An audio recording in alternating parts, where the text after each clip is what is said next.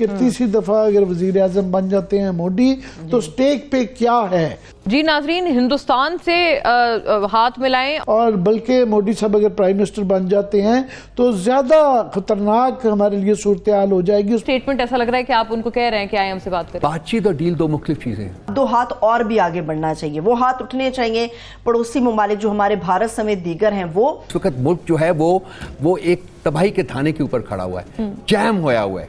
ये जो जोकर्स यहाँ बैठे हुए हैं जो अपने आप को प्राइम मिनिस्टर और चीफ मिनिस्टर कहते हैं, इनमें तो खुद अपनी मर्जी से एक कदम नहीं उठा सकते। ये तो मोरे हैं, इनकी तनाबें तो कहीं और हैं, कहीं और से खींची जा रही हैं।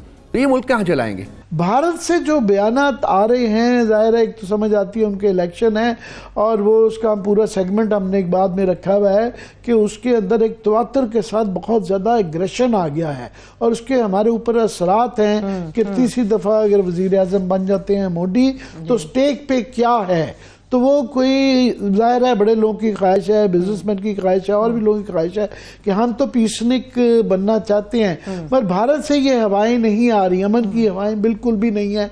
और बल्कि मोदी साहब अगर प्राइम मिनिस्टर बन जाते हैं तो ज़्यादा खतरनाक हमारे लिए सूरत हाल हो जाएगी, उस पर बात करेंगे। मगर ये है हमारा, आपने बड़ी पिक्चर, बिग पिक्चर की तरफ जरा मंजर कशी की। आरिफ हबीब साहब ने आप लोग रोना बंद कीजिए, मेरे तक आवाज आ रही है। ये छोटा सा वीडियो आगे आप पूरा वीडियो देखेंगे। पाकिस्तान के लोगों का सोचना है कि पाकिस्तान के पत्रकारों का कि मोदी तीसरी बार आए तो ये होगा, वो होगा, फलाना होगा, ठिकाना होगा। मोदी जी जब पहली बार आए थे उन्होंने नवाज़ शरीफ को इनविटेशन दिया था और भारत पाकिस्तान के रिश्ते अच्छे करने की कोशिश की थी। इवन वो उन्होंने अफ़गानिस्तान से लौटते समय पाकिस्तान में एक अनऑफिशियल एकदम से विज़िट की थी जिसको लेकर उन्हें काफ़ी क्रिटिसाइज़ किया गया था। तो आप समझ सकते हो पाकिस्तान जो सोच रहा है वैसा कुछ होने वाला नहीं है। पहले ये पूरा वीडियो देखते हैं, वीडियो के बाद करते हैं इस टॉपिक पर डिटेल में बात। प्लीज़ चैनल को सब्सक्राइब करेगा। मैं मिलता हूँ वीडियो के लास्ट में। ये बिल्कुल ऑफकोर्स जो है ये दुनिया भर में साउथ एशिया वो वाहिद रीजन है जिसकी रीजनल इंटेग्रेशन नहीं है। मतलब ये है कि आपस में जो मुल्क हैं खित्ते के वो बिल्कुल कारोबार नहीं कर रहे। सार्क हमारा नॉन फंक्शनल हो गया हुआ है क्योंकि भारत ने यहाँ नहीं आया। हमारा रोज तुर्खम बॉर्डर और अफगानिस्तान के साथ प्रॉब्लम रहती है। ईरान से शुक्र है कि अब हमने कोशिश की है, ये जो नया बातचीत शुरू हुई है उसके अंदर काफ़ी ज़्यादा बार्टर ट्रेड का एलिमेंट भी है क्योंकि बाकी चीज़ों के अंदर मसाइल रहते हैं। तो बार्टर ट्रेड भी है, चीन के साथ और बढ़ सकता है, हम उसकी तरफ भी लग रहे हैं।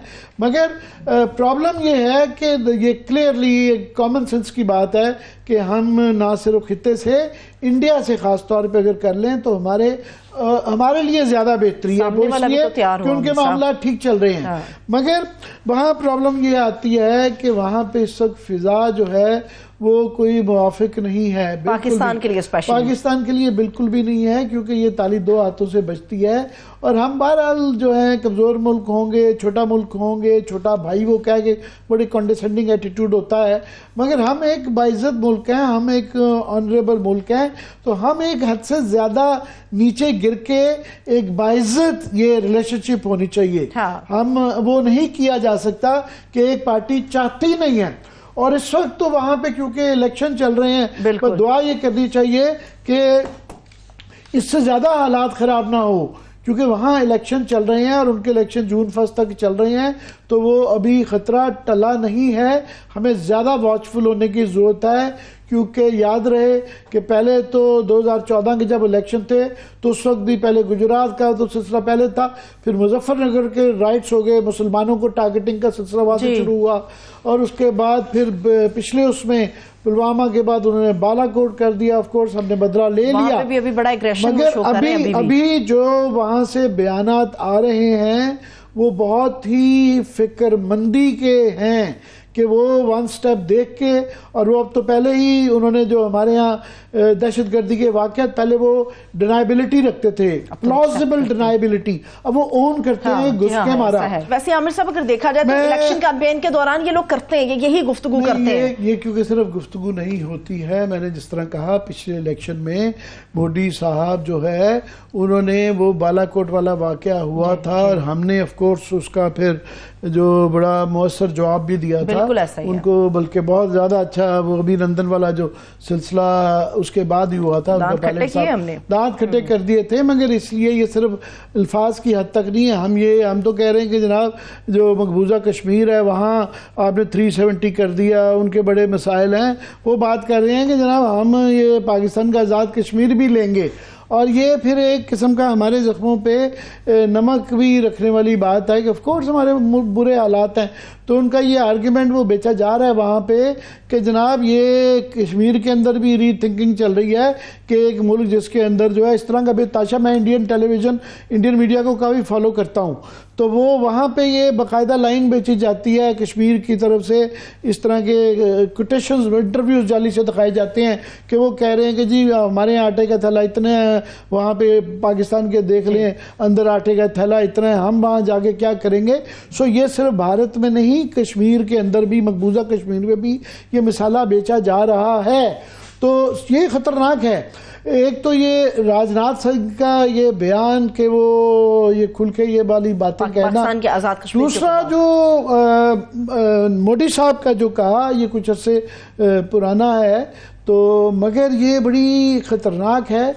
वो इसलिए कि एक तो ये ज़ाहिर ऑफ कोर्स बड़ी रेसिस्ट है कि उसमें वो घुस बैठिए, इनफिल्ट्रेटर्स को उनकी ये तर्जमा है कि घुस बैठिए कहना मुसलमानों को, उनके 14% तकरीबन 18-20 करोड़ मुसलमान हैं, छोटी मिनॉरिटी नहीं। हमारे यहाँ तो बेचारे इसलिए ज़्यादा भी पिस जाते हैं कि वो भी ज़्यादती है जो होती है कि 1% है, नहीं वो लैदा कंट्रोवर्सी यहाँ ज़रूरी हो गई।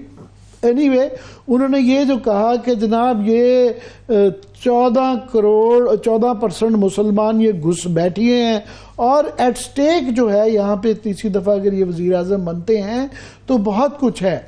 पहले ही आप देखें उन्होंने 370 का जो कश्मीर को हिस्सा बना लिया, यूनियन टेरिटरी बना ली, उसके 3 टोटे कर दिए, तो 2 टोटे कर दिए। अभी जो है वो उसके बाद राम मंदिर बना दिया, उसकी वेव के ऊपर ये वो इलेक्शन जीतना चाहते हैं। तो इसके बाद उनकी कोशिशें, वो क्लेम कर रहे हैं कि हमें 400 सीटें मिल जाएंगी या 2/3 मेजॉरिटी।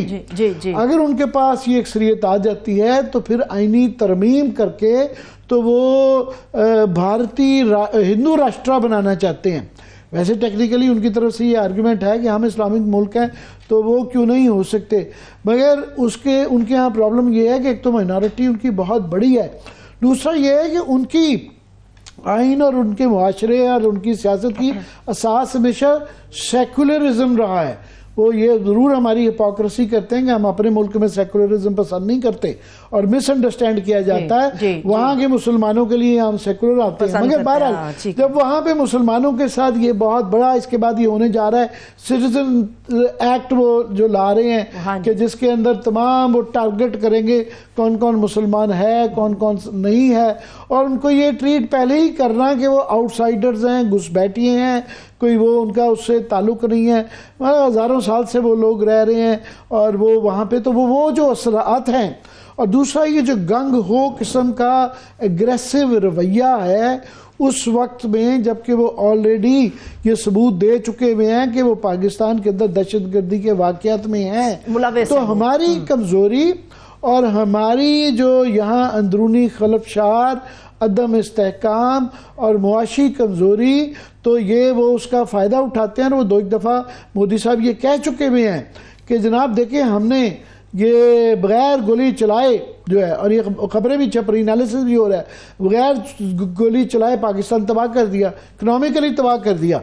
और उसके अंदर उनकी जितनी बड़ी इकॉनमी है इसके अंदर है कि उन्होंने जिस तरीके से कोशिश की, हमें उतना कामयाब नहीं हुए खैर, और आइसोलेट करने की कि यूएई, सऊदी अरेबिया उनको अपनी तरफ माइल किया उन्होंने। और उनका ये याद रहे कि उनकी फॉरेन पॉलिसी की एक सक्सेस है कि वो सबसे फ़ायदा, यूएई में भी वो क्लोज है, वो रशिया से भी तेल ले लेते हैं, अमेरिका के तो बेस्ट पार्टनर बन रहे हैं, चीन से उनकी जंग की सूरत हाल है इस वक्त जो है लद्दाख में, मगर उनकी ट्रेड इस साल बढ़ गई है, पहले से ज्यादा हुई, तो वो सारों से कर पा रहे हैं। और हमारा ईरान के हवाले से यही अब इशू है कि हम भी मतलब ये है कि अब चीन के साथ भी जो है वहाँ पे भी हमारे ऊपर ये प्रेशर्स आ रहे हैं, तो ईरान के साथ भी हमारी मजबूरी है, हम फंसे हुए हैं, इकोनॉमिकली फंसे हुए हैं, एनर्जी के अपना सर्वाइवल करना है। सो ये हमें भी कहीं ना कहीं ये बड़े फैसले हैं, पर अनफॉर्चुनेटली क्योंकि हमारे यहाँ इस वक्त उस तरह इस्तेहकाम नहीं है, वर्स्ट टाइम है, इश्यूज बहुत बड़े हैं, खित्ते में हमारे बहुत बड़े मसले हैं, हमारी एग्जिस्टेंशलिस्ट थ्रेट हैं, हमारी बका को ख़तरा है, मगर हमारा इस वक्त ये जो चैलेंजेस हैं हमारे हमसायों के साथ, इंडिया के साथ ख़ास तौर पे, ये बहुत ख़तरनाक स्टेटमेंट्स हैं। तो यहाँ पे वो नज़र नहीं आ रही कि वो बाकी बात तो छोड़ रहे हैं, लीडरशिप का ध्यान उनका वो पेटी इशूज़ में फंसे हैं, जिस तरह मतलब हम ग्रेटर तो दोस्तों ये वीडियो यहाँ पर होता है ख़त्म। आपने देखा किस तरीके से इस वीडियो में बात हो रही थी कि पाकिस्तान ये सोच रहा है कि मोदी जी तीसरा टर्म उनका कंफर्म है, जिस हिसाब से वोटिंग हो रही है, वोटर्स परसेंटेज में कोई इतना बड़ा मतलब उछाल नहीं आ रहा, इवन नीचे जा रहा है। तो इस हिसाब से जो इलेक्शन के एक्सपर्ट्स हैं, एक्सपर्टीज़ रखते हैं, वो लोग कह रहे हैं कि यार ये तो बड़ा इजी इलेक्शन है, पहले से इजी था, वॉर इजी हो गया है, तो इस बार मोदी जी को कोई दिक्कत आने वाली है नहीं। अब पाकिस्तान के पत्रकार कह रहे हैं कि मोदी तीसरी बार आएगा तो ये कर देगा, वो कर देगा। देखो यार, तुम अगर गलत करोगे तो मोदी बैठा है भैया डंडा मारने के लिए, इसमें कोई डाउट ही नहीं है, वो करेगा, ठीक है। बट तुम्हारा कुछ सीन नहीं है, हमारा तुमसे कोई सीन नहीं है, तुम आतंकवाद फैलाओगे, हम उसका जवाब देंगे। और तुम जब तक आतंकवाद बंद नहीं करोगे, इंडिया का कोई इंटरेस्ट नहीं है आपसे बात करने का, ये बात कन्फर्म है। इंडिया का कोई भी इंटरेस्ट नहीं है आपसे बात करने का, ठीक है।